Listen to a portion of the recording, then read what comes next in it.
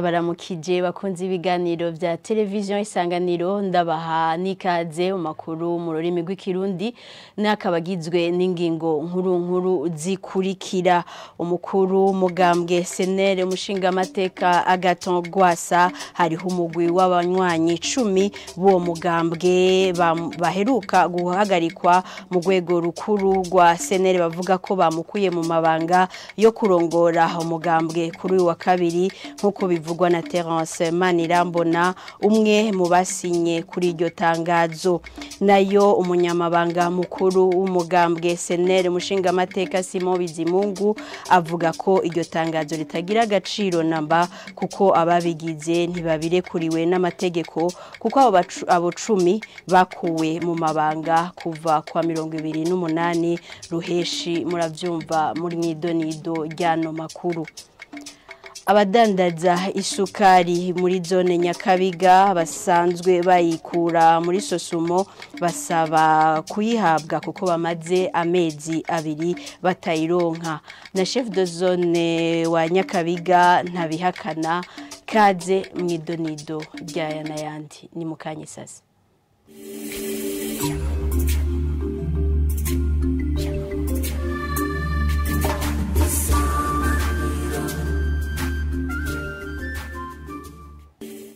Ndasubiye kubaramutsa inkuru imwe ukwayo hari umugwi w'abanywanyi 10 b'umugambwe senel bavuga ko bahagaritse umushinga amateka Agathon Rwasa mu mabanga yo kurongora uwo mugambwe no kuwuserukira imbere y'amategeko. Abo 10 nabo bari baheruka gukugwa n'umukuru w'umugambwe mu rwego rukuru rwa senel. Mwitangazo ryo kuri uyu wa kabiri Terence Manirambona ari muri abo 10 bateye umukono avuga ko mu byo bagiriza Agathon Rwasa harimwo kuri urementaniriza inzego z'uwo mugambwe no kunyuruza amatungo yawo. Bakavuga ko urwego nshingwabikorwa rurongowe n'umunyamabanga mukuru wa senel arigo gutunganya inama rukokoma yo kumusubiriza Agathon Rwasa. Mugihe tuzi ko gutunganya ibintu ku rutonde hamwe n'indero ordre na discipline ari do shingiro y'inzego z'umugambwe hamwe n'abanywanyi bawo, mugihe turajushinga no guteza imbere uburongozi bwiza n'intwaro ishingiye kuri demokrasi mu mugambwe senel dushinze bwa mbere ihagarikwa ry'umushinga amateka Agathon Rwasa mu mabanga y'umukuru w'umugambwe no kuserukira imbere y'amategeko kumvo zikurikira. Bwa mbere amakosa ndenzarugero agaragarira ku kuremenaniriza inzego z'umugambwe no kuzicanishamwo urenga amategeko y'umugambwe n'ay'igihugu, kunyuruza amafaranga no kwihagira amatungo y'umugambwe, kwikunda birengeje urugero, gukwiragiza ibihuha n'ibinyoma mu banywanyi b'umugambwe no mu gihugu bigamije kujuragiza no guhisha ukuri kujuka kibi kiri mu mugambwe.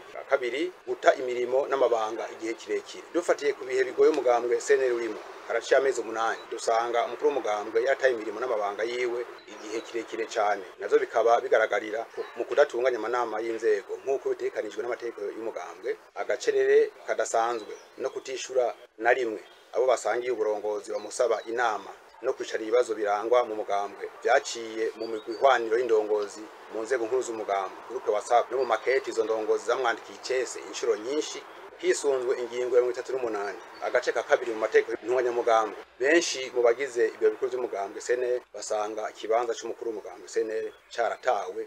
Dufate kuri ivyo zose twadondaguye dusavye komite nshingwa bikugoye umugambwe senel irongowe n'umunyamabanga mukuru w'umugambwe gufata uburongozi bw'umugambwe by'imfata kibanza no gutuma ko ikoraniro kaminuza hisunzwe amategeko kugira hasubirizwe umukuru w'umugambwe ahagaritswe nk'uko tubisanga mu ngingo ya 49 y'amategeko ngenerwa ko y'umugambwe hamwe n'ingingo ya 38 y'amategeko ntunganyamugambwe byemejwe mu mwaka wa 2019. Duhamagariye umugwi ujejwe kurangura amabanga yo kurongora umugambwe by'imfata kibanza kwandikira umushiranganje mu vyajejwe hari mu migambwe bamusabe kandi bamwinginge ko yorekura amanama yabagize ibireko by'umugambwe bemewe n'amategeko ya 2019. Ayo manama akaba yobera mu ngoro nkuru y'umugambwe nkuko byanditswe mu ikete giwe cyo kwa kabiri ruheshi mwaka 2023, maze izo ndongozi mfata kibanza zisubize indongozi n'abanywanyi b'umugambwe kubikorwa mu gihugu cyose. Umunyamabanga mukuru w'umugambwe SNL amenyesha ko iryo tangazo ritohabwa agaciro umushingamateka Bizimungu Simon agatomora ko umushingamateka Agathon Rwasa abandanya haramutswa umugambwe ati guhirika inzego nta kibanza bigifise muri kino gihe kubwo munyamabanga mukuru ngo ababikoze ntibabirekuriwe n'amategeko kuko bakuwe mu mabanga n'ingingo y'umukuru w'umugambwe kuva itariki 28 ruhesha. Ubunyamabanga bukuru bw'umugambwe bufasha akanya kugira ngo menyeshe inyamugayo ko umushingamateka Agathon Rwasa ari warongoye umugambwe SNL kw'ivyo byashikirijwe n'abo bantu 10 atawo bihagaciro cyane cyane ko bakoze ibidakorwa bakoze ivy'amategeko atabari kurira gukora. Ubunyamabanga bukuru bw'umugambwe rero buhamagariye inyamugayo zose kubungabunga amahoro n'umutekano gukora bisunze amategeko. Ubunyamabanga bukuru bw'umugambwe bwatangaje kandi no kungena abo bantu abita ko bari mu nzego naho bazikuwemwo bakoranye bagahamagara ibimenyesha makuru mu gihe ingingo y'umushikiranganje w'intara yo hagati yari yasavye ko ibikorwa by'umugambwe SNL ibijanye n'amanama vyoba birahagaze mu kurindira ko ingorane yavuga ziri mu mugambwe zitorera inyishu. Umuntu akibaza uti none ko ibikorwa by'umugambwe SNL vyahagaritswe n'umushikiranganje abo bobo bahawe uruhusha nande kugira ngo bahamagare ibimenyesha makuru bashikiriza ko bakuye uburongozi bw'umugambwe mu gihe n'amategeko atabarekurira ivyo bakoze. Ano makuru tuyabandanirize mu gisata c'imigenderanire na politike. Honorable Leonce Ngendakumana agiye kuba mu rwego rw'inararibonye mu muryango w'ibihugu bigize akarere ka Afrika yo hagati CAC. Izina ryiwe ryatanzwe na leta y'u Burundi ryemejwe ku munsi wa gatandatu uheze mu nama y'abakuru b'ibihugu bagize uwo muryango i Libreville muri Gabon. Uwo yahoze arongoye n'amashinga mateka y'u Burundi arashimira amakungu na leta y'u Burundi bamwizeye akibaza ko bashimye ivyiyumviro vyiwe. Uwo asanzwe afatwa nk'utavuga rumwe n'ubutegetsi ati ayo mabanga ni nkayo gutanga impanuro nko mu bijanye n'amahoro n'umutekano akanezerezwa n'iryo teka yatewe. Numva mfise umunezero ntangere kubona nizegwa n'igihugu canyibarutse nkizegwa n'amakungu na cane mu bihugu bihurikiye mw'ishirahamwe y'ibihugu byo muri Afrika yo hagati.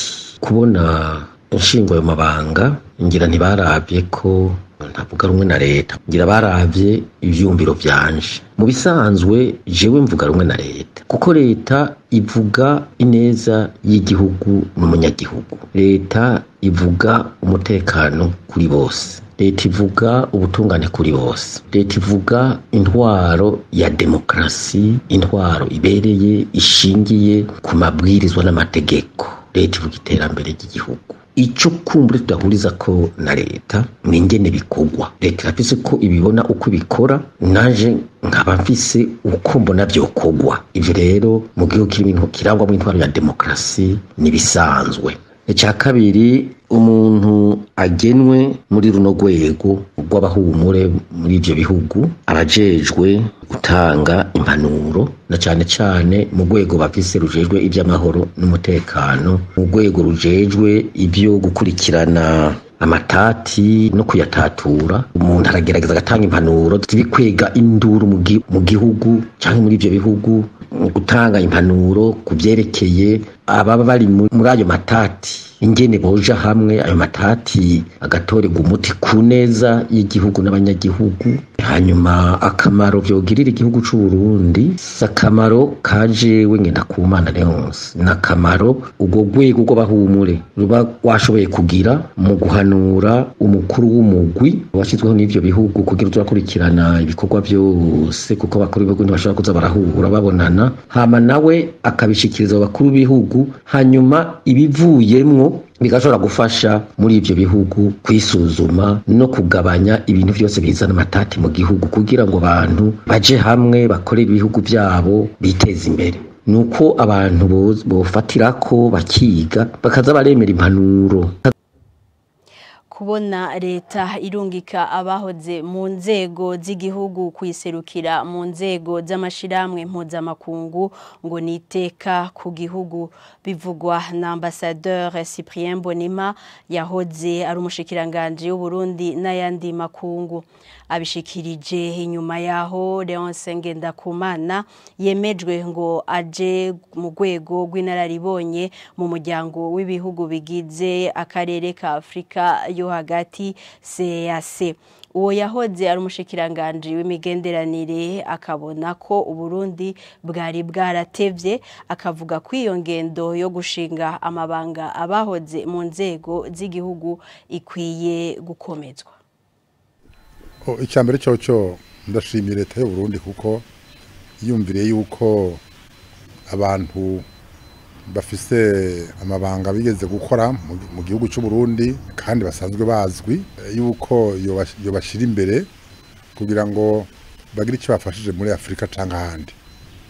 Umushinga ntahere wose ngenda kubana ndamuzi cyane, ndamuzi n'umuntu wimvuga kuri atarya umunwa, ndamuzi mu mabanga ya jeje mu Burundi, ndamuzi duhuriye mu biganiro by'Arusha, n'umuntu rero wimvuga kuri. Hanyuma nibaza yuko nubwo atarafisa mabanga mu gihugu hagati muga n'umuntu yigeze gufasha gukorera igihugu cyane, nibaza rero ko ari byiza yuko bamushira imbere kugira ngo aje kuba icyo no kwita umuhuza, umuntu afasha gutatura amatati mu bihugu bya Afrika. Urabona amatati muri Afrika simaka cyane. Ndashimira leta kuko twari twaratevye ariko ibindi bihugu byo muri Afrika birakoresha abantu bigeze kuca mu mabanga bakabakoresha. Ndashimira leta y'u Burundi yuko ejo wundi barashyize imbere uhaze ari perezida w'u Burundi Domitien